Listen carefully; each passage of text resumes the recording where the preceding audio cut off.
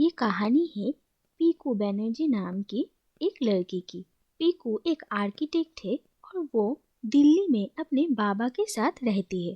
पीकू के बाबा 70 साल के हैं और उनका नाम है भास्कर बनर्जी। और पीकू की पूरी लाइफ उसके बाबा के आसपास ही घूमती है और उन्हें कुछ खास बीमारी नहीं है सिवा कॉन्स्टिपेशन के, और वो हमेशा अपने कॉन्स्टिपेशन को लेकर फिक्र करते रहते हैं और वो हमेशा अपने मोशन के अपडेट्स पीकू को देते रहते हैं। और पीकू के ऑफिस में मीटिंग्स में वो हमेशा ऐसे मोशंस की मैसेजेस भेजते रहते हैं, जिसकी वजह से पीकू काफी परेशान हो जाती है।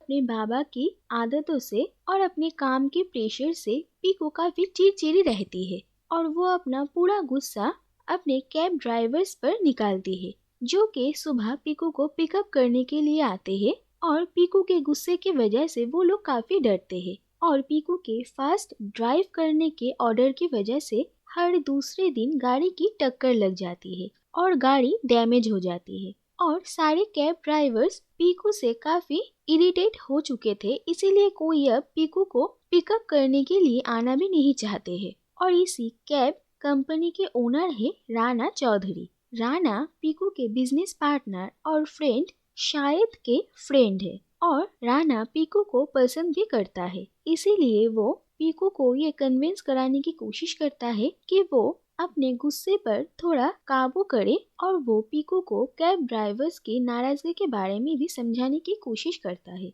लेकिन पीकू ना ही राणा की और ना ही शाहिद की बात सुनती है। राणा की भी अपनी माँ और बड़ी बहन से बिल्कुल भी नहीं बनती है और हमेशा वो लोग एक दूसरे से चिड़चिड़े रहते हैं। दूसरी तरफ पीकू की मासी छोबी उन लोगों के घर में आती रहती है और वो पीकू के बाबा को अपने हेल्थ को लेकर इतना परेशान रहने के लिए मना करती है और उन्हें चीयरफुल रहने के लिए कहती है। और वो पीकू के बाबा को ये भी सजेस्ट करती है कि उन्हें पीकू की अब शादी करवा देनी चाहिए ताकि पीकू एक नॉर्मल लाइफ जी सके। लेकिन पीकू के बाबा अपने डिसीजन से हटना नहीं चाहते हैं। उन्हें लगता है कि जो औरतें शादी करके अपने हस्बैंड के लिए अपनी जिंदगी को सैक्रिफाइस करती है उनका लो आईक्यू होता है और वो नहीं चाहते कि पीकू भी अपने साथ ऐसा ही करे। वो चाहते हैं कि पीकू एक इंडिपेंडेंट औरत बने।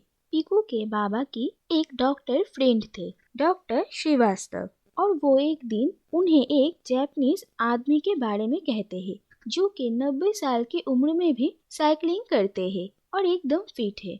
और ये सुनकर पीकू के बाबा भी साइकिलिंग करना चाहते थे और वो एक न्यूज़पेपर वाले की साइकिल लेकर उसे अपने घर के सामने के रास्ते में चलाते हैं। उसके बाद एक दिन पीकू के मासी पीकू को और उसके बाबा को अपने एनिवर्सरी पार्टी में इनवाइट करते हैं और जहाँ पर वो पीकू को एक बंगाली लड़के से इंट्रोड्यूस करवाती है। पीकू जब उस लड़के से बात कर रही थी तब उसके बाबा उन लोगों के बातों के बीच में आ जाते हैं और जिस बात से पीकू काफी इरिटेट हो जाती है और वो पार्टी से घर चली आती है। और बहुत रात को पीकू के बाबा भी घर लौटते हैं और वो पूरा ड्रंक होते हैं और घर लौटकर वो काफी खुश होते हैं और डांस करने लगते हैं। पीकू भी उन्हें इतना खुश देखकर काफी खुश होती है और उन्हें डांस करने से नहीं रोकती। लेकिन अगले दिन सुबह पीकू के बाबा की तबीयत खराब हो जाती है और डॉक्टर श्रीवास्तव कहते हैं कि उन्हें अब थोड़ा रेस्ट करना चाहिए। लेकिन पीकू के बाबा अचानक कहते हैं कि उन्हें कोलकाता अपने घर जाना है और जिस घर को एक कॉन्ट्रैक्टर खरीदना चाहता है और पीकू भी उस घर को बेचना चाहती है। लेकिन उसके बाबा उस घर को नहीं बेचना चाहते हैं और उस घर में पीकू के काका और काकी भी रहते हैं और पीकू के बाबा कोलकाता जाने के लिए जिद करने लगते हैं। लेकिन वो ट्रेन या फ्लाइट से नहीं जाना चाहते क्योंकि इन दोनों में ही ट्रैवल करने से उनकी तबीयत खराब हो जाती है। इसीलिए वो सजेस्ट करते हैं कि वो लोग बाय रोड दिल्ली से कोलकाता आएंगे और मजबूरन पीकू को राणा के कंपनी की ही कैब बुक करना पड़ता है और फिर वो लोग कोलकाता जाने की तैयारियां करना शुरू कर देते हैं। लेकिन जिस दिन सुबह उन लोगों को कोलकाता के लिए निकलना था उस दिन राणा के सारे ड्राइवर्स भाग जाते हैं क्योंकि कोई भी पीकू के साथ नहीं जाना चाहता। दूसरी तरफ इस बात से पीकू और उसके बाबा काफी गुस्सा हो जाते हैं, तो इसीलिए राणा खुद ही ड्राइव करके पीकू और उसके बाबा को कोलकाता ले जाने के लिए आता है। उन लोगों का बहुत लगेज होता है, यहाँ तक कि पीकू के बाबा का कोमोड चेयर भी वो लोग अपने साथ लेकर जाते हैं और फिर वो लोग कोलकाता के लिए निकल पड़ते हैं। रास्ते में राना पीकू के बाबा की कॉन्स्टिपेशन को लेकर ऑब्सेशन देखकर काफी हैरान हो जाता है। दूसरी तरफ जाते हुए रास्ते में पीकू और उसके बाबा गाना गाते हैं और सब खुश रहते हैं। लेकिन बीच रास्ते में पीकू और उसके बाबा देखते हैं कि राना की गाड़ी में एक छुरी है और ये देखकर वो दोनों ही डर जाते हैं और पीकू के बाबा फोर्स करते हैं कि राना को वो छुरी फेंक देना पड़ेगा, नहीं तो वो लोग उसके साथ नहीं जाएंगे। राना उन लोगों को ये समझाने की कोशिश करता है कि ये छुरी सिर्फ सेफ्टी के लिए रखा गया है, लेकिन वो ये समझना नहीं चाहते हैं और मजबूरन राना को वो छुरी फेंकना पड़ता है।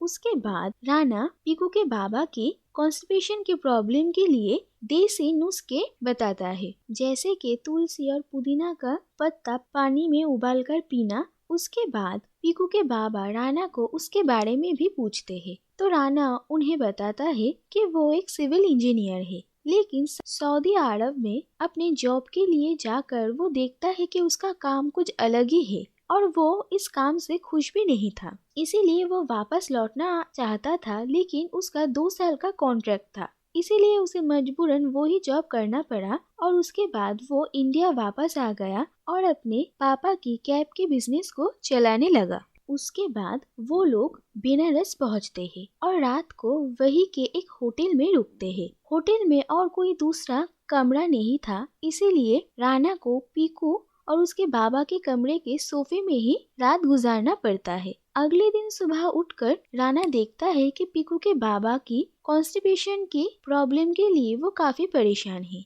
इसीलिए वो उन्हें इंडियन स्टाइल में टॉयलेट सीट पर बैठना सजेस्ट करता है और उन्हें ये आइडिया काफी पसंद आता है और वो यही ट्राई करते हैं। उसके बाद वो लोग जब कोलकाता के बहुत पास आ चुके थे, तब पीकू के बाबा ये रियलाइज करते हैं कि शायद उन्होंने अपने इयरिंग मशीन की बैटरी पिछले रुके हुए ढाबे पर भूल कर आए हैं और इसीलिए वो राना को वापस चलने के लिए कहते हैं और इस बात से राना काफी गुस्सा हो जाता है और वो गुस्से में ही पीकू के बाबा को थोड़ा शांत बैठने के लिए कहता है और फिर फाइनली वो लोग कोलकाता पहुंच जाते हैं और पीकू और उसके बाबा अपने घर चंपा कुंज आते हैं और पीकू के बाबा राना को कुछ दिनों के लिए उनके साथ ही रहने के लिए कहते हैं।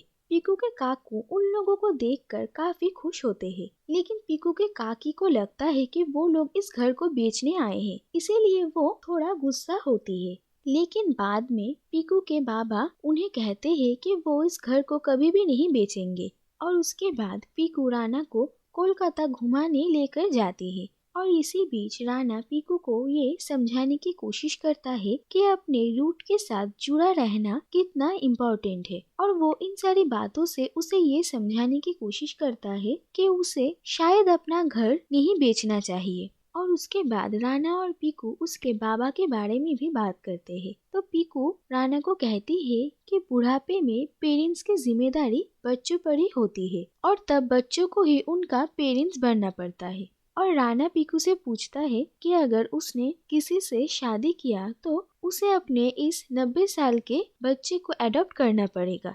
उसके बाद वो लोग जब घर पहुंचते हैं तो तब तक पीकू के छोबी मासी भी वहाँ पर आती है और शाम को वो लोग सब एक साथ एंजॉय करते हैं। उसके बाद पीकू के बाबा राना को उसके बाबा के बारे में पूछते हैं तो वो कहता है कि वो कैंसर की वजह से मर गए हैं और इन्हीं बातों बातों में पीकू के बाबा काफी रूड हो जाते हैं और वो राना पर इस बात के लिए गुस्सा होते हैं कि उसने कैसे उसके बाबा को मरने के लिए छोड़ दिया और वो पीकू को ये कहते हैं राना ने जो उसके पिता के साथ किया वो उसके साथ कभी ना करे। और इन सारी बातों से राना काफी गुस्सा हो जाता है और वो जल्दी जल्दी अपना सामान पैक करने लगता है। और राना जब नीचे आता है तब पीकू के बाबा उसे उन लोगों का पंप ठीक कर देने के लिए कहते हैं और फिर राना उन लोगों का पंप ठीक कर देता है। और जाने से पहले राना पीकू के बाबा को ऐसे उल्टे सीधे हरकतें करना बंद करने के लिए कहता है और उन्हें नॉर्मल रहने के लिए कहता है। अगले दिन सुबह पीकू के बाबा एक नौकर के साइकिल को लेकर कोलकाता घूमने के लिए निकल पड़ते हैं और वो काफी खुश होते हैं। दूसरी तरफ पीकू और उसके काका इस बात से काफी परेशान हो जाते हैं और घर के नौकर आसपास उन्हें ढूंढने लगते हैं। उसके बाद पीकू के बाबा जब घर लौटते हैं तो वह अपने साथ कचौरियाँ और जलेबियाँ लेकर आते हैं और उनकी इस हरकत से पीकू काफी नाराज हो जाती है। लेकिन फिर पीकू के बाबा बहुत दिनों बाद अपने मोशन से काफी सेटिस्फाइड होते हैं और फिर वो कहते हैं कि राना ने बिल्कुल सही कहा कि उन्हें सब कुछ खाना चाहिए और खुश रहना चाहिए। अगले दिन सुबह पीकू और उसकी फैमिली उठकर देखते हैं कि उसके बाबा अब नहीं रहे और पीकू जब डॉक्टर श्रीवास्तव से इसके बारे में बात करती है तो वो कहते हैं कि पीकू के बाबा एक ऐसी ही मौत चाहते थे जहाँ पर उन्हें बिल्कुल भी ना दर्द हो और वो ऐसे ही नींद में चले जाए। और पीकू इस सिचुएशन का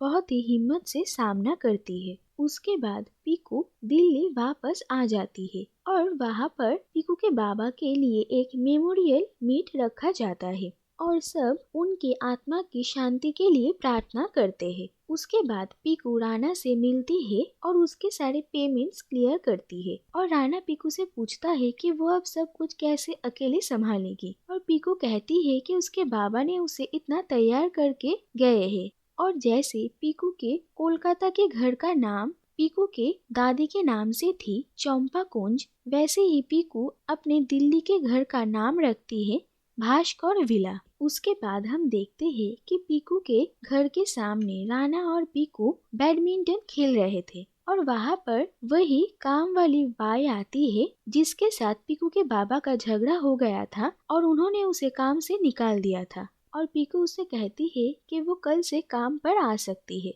और यहीं पर ये कहानी खत्म होती है।